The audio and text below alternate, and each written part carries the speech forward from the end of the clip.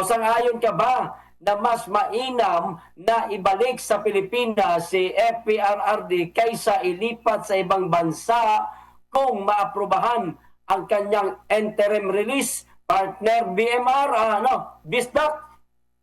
Wala pong ano dyan, wala pong ibang sagot yan, kundi sang-ayon na sang-ayon po tayo dyan dahil nga ho, si former President Rodrigo Roa Duterte ay isang former President at Pilipino po yan.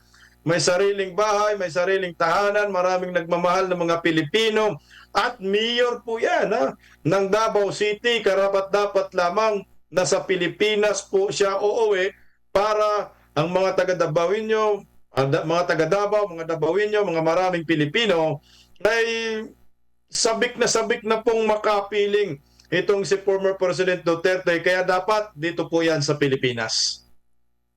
Partner BMR?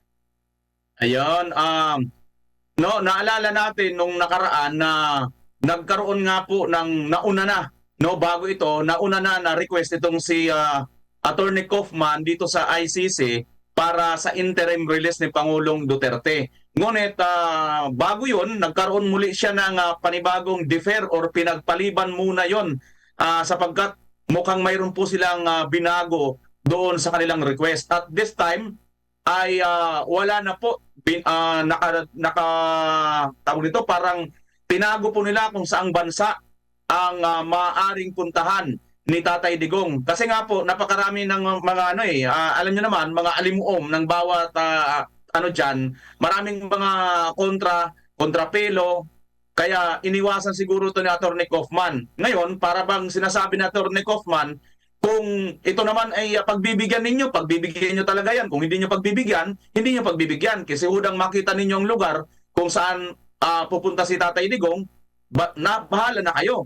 Kasi importante dito, may lagay si Tatay Digong kung saan na magandang lugar. At this time, mga kababayan, parang mas lalong lumilinaw. Kasi marami silang mga hinala na dyan daw sa malapit na bansa lang din sa international or dyan din sa parting Sambang binanggit na bansa na yan. Basta along Europe. Pero sinasabi nga, ang ating hinuha dito, maaaring dito sa Pilipinas. At ngayon, nakatago naman po yan.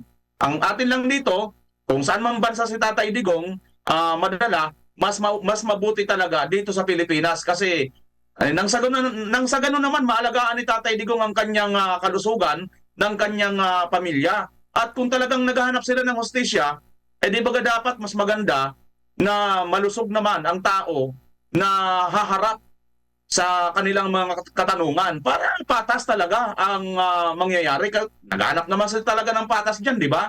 So, hinahanap ninyo ang patas, bigyan nyo na patas na laban si Tatay Digong. Yun lang mga partner.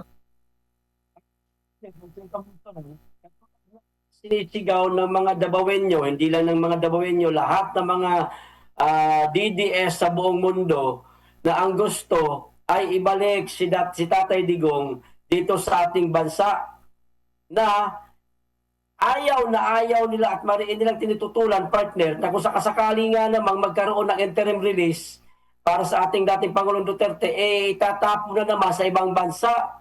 Kaya ang gusto ng lahat o nating lahat, partner, ibalik siya dito. Higit sa lahat sa Davao City, partner, para kung saan siya hiyang ba, higit sa lahat yung mga pagkain na gusto niya, nakakain niya, para manumbalik yung lakas niya, partner. Manumbalik yung taba, yung diba, pumayat nga daw siya So, para tumaba siya ulit. Yan lang ang komento ko, partner. Total, nasabi niyo naman na rin man na yung iba. Wala na kayo dadagdag? Dagdag ko lang, partner, Sige. Kasi tawag nito, si Tatay Digong naman, for na lang, humanitarian reason, total, may edad na naman ang mama hindi pa ba kayo masaya na si Tatay Digong naman nadala dyan sa dahig?